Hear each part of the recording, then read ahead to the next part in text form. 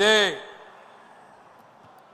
Subject మీద మనకు ఈ తీర్మానాన్ని బలపరుస్తూ పదాలతోటి మనందరినీ ఆకట్టుకునేటువంటి ప్రసంగాలు చేసేటువంటి మన తెలంగాణ సోదరుడు శ్రీ నన్నూరి నర్సిరెడ్డి గారిని రావాల్సిందిగా ఆహ్వానిస్తున్నాం. గౌరవనీయులైనటువంటి సభాధ్యక్షులు, జాతీయ తెలుగుదేశం పార్టీ అధ్యక్షులు, భారత రాజకీయ ధృవతార మన ప్రియతమ నేత నారా చంద్రబాబు నాయుడు గారికి నిందలు, అపనిందలు, దాడులు, ఎదురుదాడుల మధ్య ఎదిగి యువగలమై నవగలమై జనబలంతో సాగుతున్న మన నేత, యువనేత నారా లోకేష్ గారికి, వేదికపై ఉన్నటువంటి అతిరథ మహారథులకు, సభా ప్రాంగణంలో ఉన్నటువంటి అతిథులకు, గ్రామాల నుంచి, గడపల నుంచి, తండాల నుంచి, తాలూకాల నుంచి, హైవేల నుంచి, బైపాసుల నుంచి, వివిధ రాష్ట్రాల నుంచి, వివిధ దేశాల నుంచి పసుపు జెండాలతో పయనమై వచ్చినటువంటి తెలుగుదేశం పార్టీ కుటుంబ సభ్యులకు, పత్రికా విలేకరులకు, మీడియా ప్రతినిధులకు, సోషల్ మీడియా సోదరులకు నమస్కారాలు. అందుకనే చెట్టు మీద కూర్చున్నటువంటి పక్షి కొమ్మ బలాన్ని నమ్ముకోదు, రెక్కల బలాన్ని నమ్ముకుంటుంది. తెలుగుదేశం పార్టీ కార్యకర్తల బలాన్ని, బలగాన్ని నమ్ముకుంటుంది. కాబట్టి కార్యకర్తలే ఈ పార్టీకి ఇంధనం. అందుకే మీకు నా తొలి వందనం అని ఈ సందర్భంగా గుర్తు చేస్తున్నాను. అద్భుతమైనటువంటి వాతావరణం ఇది. మొన్నటి వరకు ఒక రకంగా ఉండే, మా కాడ ముక్కోడు పోయిండు, మీ కాడ తిక్కోడు పోయిండు. ఇవాళ ముక్క ఆయనేమో లిఫ్ట్ ఇరిగేషన్, తిక్క ఆయనేమో ఆత్మలతోటి మాట్లాడేటువంటి పరిస్థితి ఏర్పడ్డది. ఈ సమయంలో జనం కోసం, జాతి కోసం, పేదల కోసం, బీదల కోసం మహానాడు ఏర్పాటు చేసుకొని అధికారంలో ఉంటే ప్రజలకు చేయవలసిన దాని గురించి, ప్రతిపక్షంలో ఉంటే ప్రజా సమస్యల మీద మాట్లాడేటువంటి ఈ మహానాడు వేదికపై, ఈ మహత్తరమైన వేదికపై తెలుగు జాతి విశ్వఖ్యాతి అనేటువంటి అంశం మీద ఈ తీర్మానాన్ని బలపరిచే అవకాశం ఇచ్చిన బాబు గారికి ధన్యవాదాలు. సోదరులారా, స్వర్గీయ నందమూరి తారక రామారావు గారి మనందరి ఆరాధ్య దైవం, తెలుగువాడి ఆత్మగౌరవానికి ప్రతీక, నమ్మిన సిద్ధాంతాల కోసం మడమ తిప్పని యోధుడు, ఎందరికో రాజకీయ జన్మనిచ్చిన కారణ జన్ముడు, సినీ వినీలాకాశంలో రారాజుగా వెలుగుతున్నటువంటి సమయంలో రాష్ట్రంలో, కేంద్రంలో ఉన్నటువంటి పరిస్థితి చూసి ఢిల్లీ పురవీధుల్లో దిగజారుతున్న తెలుగువాడి ఆత్మగౌరవాన్ని పరిరక్షించాలని, తెలుగువాడి ఆత్మగౌరవం అంగట్లో అమ్మే సరుకు కాదని నిరూపించాలని, గాఢాంధకారంలో ఉన్న తెలుగు జాతికి వెలుగులు ప్రసాదించాలని, రాష్ట్రంలో ఉన్నటువంటి ఆర్థిక అసమానతలు, సాంఘిక దురాచారాలు, ఇవాళ నిరుద్యోగం, నిరక్షరాస్యత ఇటువంటివి పారదోలాలని, పేదల కోసం, బీదల కోసం, బడుగు జనం కోసం, పల్లె ప్రజల కోసం, అణగారిన జనాల అభివృద్ధి కోసం ఆదర్శవంతమైనటువంటి విధానాల ద్వారా తెలుగుదేశం పార్టీకి శ్రీకారం చుట్టాడు అని ఈ సందర్భంగా గుర్తు చేస్తున్నా. అందుకనే తెలుగుదేశం పార్టీ ఆవిర్భావం తర్వాత రాష్ట్ర రాజకీయాల్లో పెను సంచలనం చంపింది. 9 నెలల్లోనే ఇవాళ అధికారంలోకి వచ్చినటువంటి చరిత్ర మనది. భారతదేశ రాజకీయాల్లో సంచలనాలు సృష్టించినటువంటి చరిత్ర మనది. ఒక ప్రాంతీయ పార్టీగా ఉండి భారత పార్లమెంట్లో ప్రతిపక్ష స్థాయిలో కూడా ఉండగలమని నిరూపించినటువంటి చరిత్ర మనది. భారత ప్రధానమంత్రులు, రాష్ట్రపతుల ఎన్నికలో కూడా ప్రధానమైన భూమిక పోషించినటువంటి చరిత్ర తెలుగుదేశం పార్టీ. అందుకనే తెలుగుదేశం పార్టీ ఆవిర్భావం తర్వాత గ్రామాలకు మౌలిక సౌకర్యాలు అందాయి, ప్రజలకు సంక్షేమ ఫలాలు అందాయి, ప్రజలకు రాజకీయ చైతన్యం వచ్చింది, బలహీన వర్గాలకు రాజకీయ జీవితం వచ్చింది అని ఈ సందర్భంగా గుర్తు చేస్తున్నా. సామాజిక మార్పులకు స్వాగతం పలికాం, ఆర్థిక అభివృద్ధికి అందలం వేశాం, నిమ్న జాతుల ఉద్ధరణ కోసం, బడుగు జన ఉద్ధరణ కోసం బాటలు వేశాము అని ఈ సందర్భంగా గుర్తు చేస్తున్నాను. అందుకని సోదరులారా,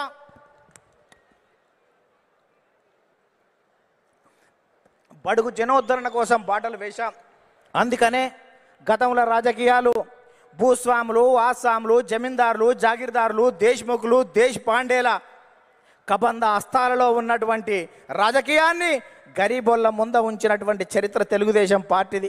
కమ్మరి, కుమ్మరి, జాగలి, మంగలి, ఎరకలి, మాల, మాదిగ, వడ్డెర, బలిజ, లంబాడ, కోయ, ముదిరాజ, పెరిక, మేరు, కాపు, వైశ్య, యాదవ నేత, గీత, కార్మిక, కర్షక, బడుగు బలహీన వర్గాల బిడ్డల చేతులకు ఈ రాజకీయ అవకాశాన్ని తీసుకొచ్చినటువంటి చరిత్ర తెలుగుదేశం పార్టీదని ఈ సందర్భంగా గుర్తు చేస్తున్నా. అందుకనే స్వర్గీయ నందమూరి తారక రామారావు గారు ₹2 కిలో బియ్యం పెట్టాడు.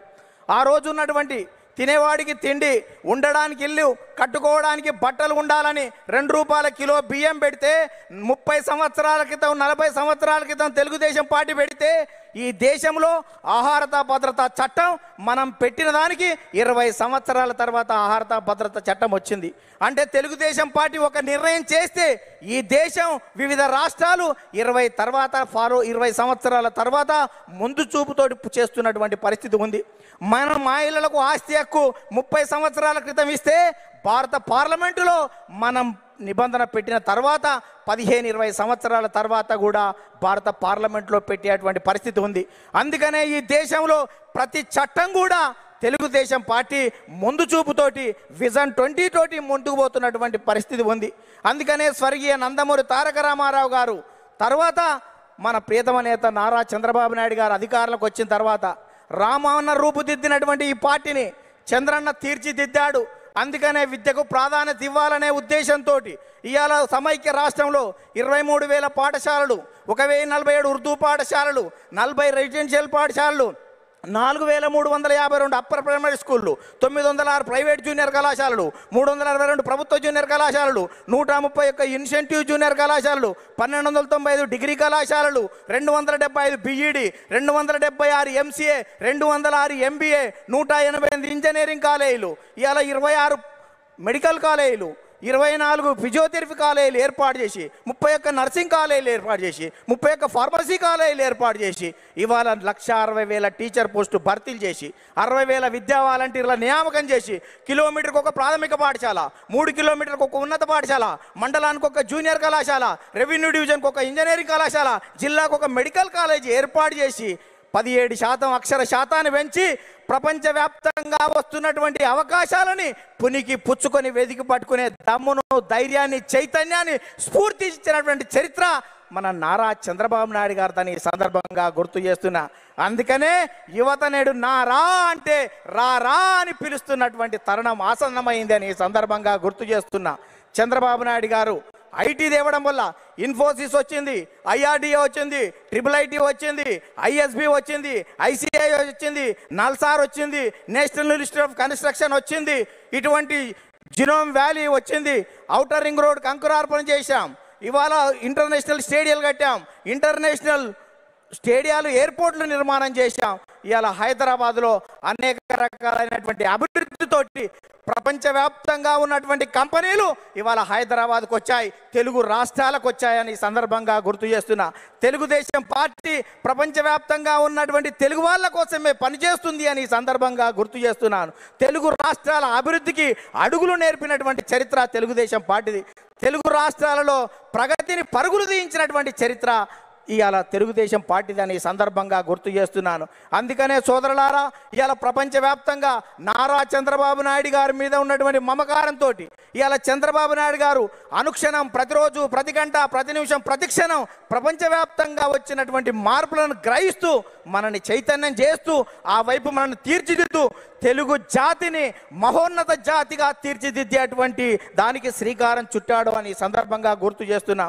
అందుకనే తెలుగుదేశం పార్టీ 20 సంవత్సరాల క్రితం చంద్రబాబు నాయుడు గారు జినోమ్ వ్యాలీ పెడితే కోవిడ్ టైంలో వ్యాక్సిన్ జినోమ్ వ్యాలీ నుంచి వచ్చి భారతదేశం మొత్తం ఇవాళ గర్వించదగ్గటువంటి వ్యాక్సిన్ 20 సంవత్సరాల క్రితం చంద్రబాబు నాయుడు గారు పెట్టిన జినోమ్ వ్యాలీలో తయారయ్యింది అంటే దేశం మొత్తం కూడా చంద్రబాబు నాయుడు గారికి ధన్యవాదాలు చెప్పవలసినటువంటి అవసరం ఉంది అని సందర్భంగా గుర్తు చేస్తున్నాను. అందుకనే అనేక మంది నేతలు రాజకీయంగా ఎన్ని విమర్శలు చేసినా మాన్యశ్రీ ప్రధానమంత్రి సైతం చంద్రబాబు నాయుడు గారి గురించి అనేక విషయాలు చెప్పారు. ముందు చూపుతో ఉన్నటువంటి అతని నాయకత్వాన్ని నేను అనుక్షణం చూస్తూ ఉంటానని చెప్పాడు.